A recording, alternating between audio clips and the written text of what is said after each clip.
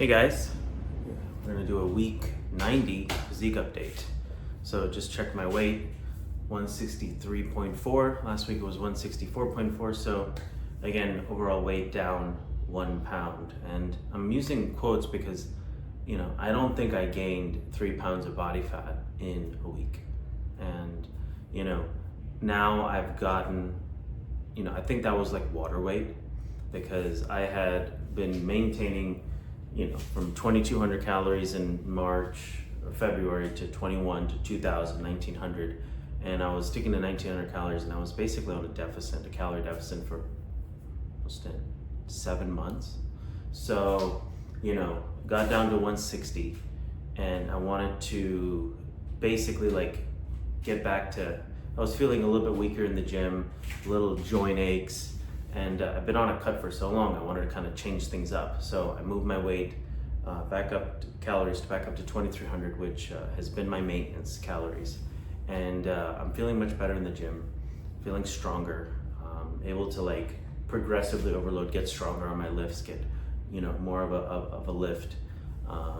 And I've gotten back to doing more compound movements, but it's all to say is that I'm really looking to kind of, I would just say maintain that 160. I want to get back to 160 and just maintain it and get stronger. And so I want my body to acclimate there before I go on a cut further to go, further beyond, because I've been 160 before last year, this time, September, October. And then I went on a bulk to 180 to February, and then I've cut down. So I look at my physique when I was 160 this year to 160 last year, and definitely I've added more mass on the top, I lost more body fat here, so the body composition is different. And I know that if I just stay consistent with my training, eating right, again 80-90% of the time, my body's going to change over time into the physique that I want. And that's been the overall goal. I'm not trying to enter a bodybuilding competition. I'm not trying to step on stage. I'm not trying to do something fast and quick. I almost wanted to take a slow progress because then I know I'm changing my body for the good, for the long term, and I'm building habits that I know I can sustain and keep. Am I gonna mess up? Am I gonna have cravings and go off the haywire sometimes? Sure, we're all human. We're gonna make mistakes, but staying consistent and moving the ship along the way, and that's the key, and that's what I've been trying to share with these physique updates over the past couple months, that you don't have to be perfect. You just have to stay majority consistent and do it. So 163.4, the training, I've changed my split because again, now I'm working from home. You can see my kind of home gym for me in the back, and it's working for me. So Mondays I do legs, Tuesdays I do push day, Wednesdays I rest, Thursdays I do a pull day, and then Friday I do a whole body. And then Friday I add the deadlift component because I want to get stronger on the deadlifts. So this week I was able to do 220 for 8 reps, which is good for me, getting stronger, really focusing on the form, trying to really squeeze it, use my legs. Again, I'm prioritizing form above everything else on all movements. And then I'm really trying to hit that 8 to 12 rep range. Now that I am working at home and don't have the caliber of equipment, but that's the thing.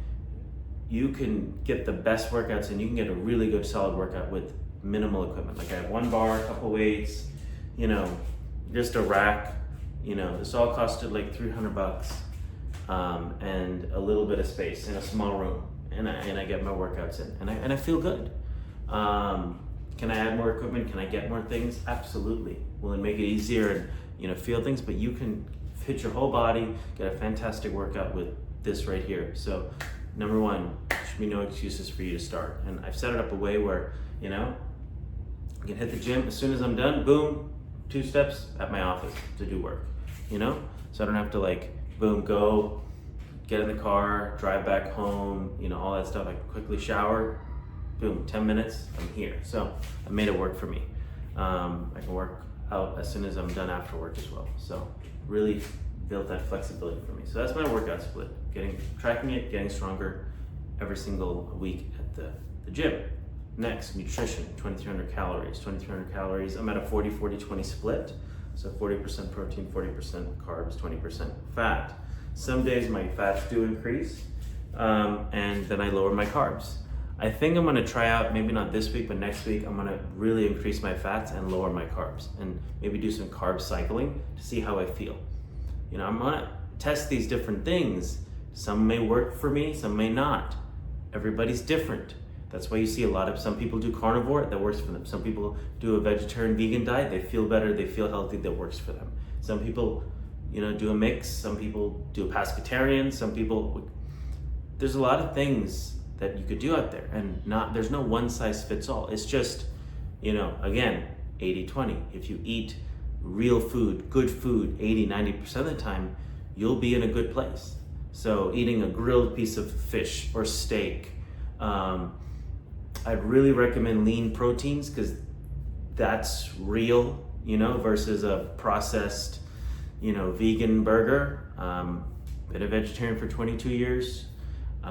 Just shy away from processed. Again, we already have processed stuff a lot just in our food, because not all of us are homesteading. They can't go outside, get a chicken, raise the chicken, kill the chicken, and then that's, you know, really like farm to take, like, you know, you're doing everything yourself. Most of us buy it prepackaged, and I appreciate that chicken or that fish or that, you know, cow to give us food and sustenance. So appreciate, and then eat it all. But I would prefer like a lean piece of steak or chicken, and then some sort of carb source, and then you can have a sauce. You can make it with yogurt and everything. So I want things to taste good, but just portion it out. You know, you can have, one of the things that my wife always did was, you know, if she had like a big carb breakfast, she would have limited carbs for lunch and dinner, because she's like, my body's not, you know, my body doesn't need it. I feel this satiated from the carbs. And I always thought that was crazy. Being from an Indian household, like, you need to have rice and roti and naan and everything, every single meal. And I'm like, she's just having like a piece of salmon with some salt and garlic. And that was very foreign to me. So now I understand that. So if I ever have like a heavier, you know, carb breakfast with like bagels and like arepas or something like that, I just kind of like have a grilled piece of chicken or fish with maybe some, you know, green beans or just like that, and I'm good. And my body's telling me. That's the thing. If you listen to your hunger cues, your body will tell you what it needs, you know. And that's the crazy part. That is like when you start, like, it's like voodoo Jedi shit, you know. Your body will tell you what it needs. One of the things I heard online, I think it's by Tanner Shook, I watch his channel, and he said, like, if you're not craving like if a piece of steak or fish is not satiating to you, like, if you would eat that right away, you're hungry. If not, you're just kind of craving, and you could drink some water or Diet Coke or something to get by. And I thought that piece of advice was very good, and I tried listening to that yesterday. And like, I had a piece of chicken for dinner. I weighed 210 grams of cooked chicken, and I had it. You know, did I put a little bit of sauce on the side? Yeah. You know, 2-3 grams of fat, not bad. I had it within my calories. I didn't feel the need to have the extra carbs. And you know why? Because I ate extra carbs like 2 days ago, so maybe my body like had it stored. So I just didn't feel the need. So yesterday I only had like 100 carbs when I'm allowed like 220. So don't just eat something just because you have it. Hit your protein goals every day. But if you're less on the carbs and fat, and you don't have to, you know, just bank those calories for later. Because it's an overall week. So it's like, if your maintenance is 2,200 and you only have 1,800, you could get away eating 2,600 tomorrow because your daily average is 2,200. That's carb cycling in a nutshell. You know, so, you know, guys, it's been tougher. It's been tougher the past couple weeks to create content. It's been tougher to just do everything with everything going on, but I'm committed. I want to stay consistent. I've been doing this journey now it's going to be close to 2 years in like 2 months. And I want to stay consistent. I need to stay consistent. I see my children working out now. My wife started to work out this past week here, so that's the benefit of the home gym, so it's easy for her. And she likes it. and my son is doing it. My second son is doing it. So it's like becoming more of a family thing, and we're all getting stronger together and staying fit together, staying active together, and that's why I very much enjoy this process. So that's where I'm at. Week 90, physique update. You know, still on the road to abs, still on the road to getting stronger. Want to add more mass, lean mass all over, and that's the goal.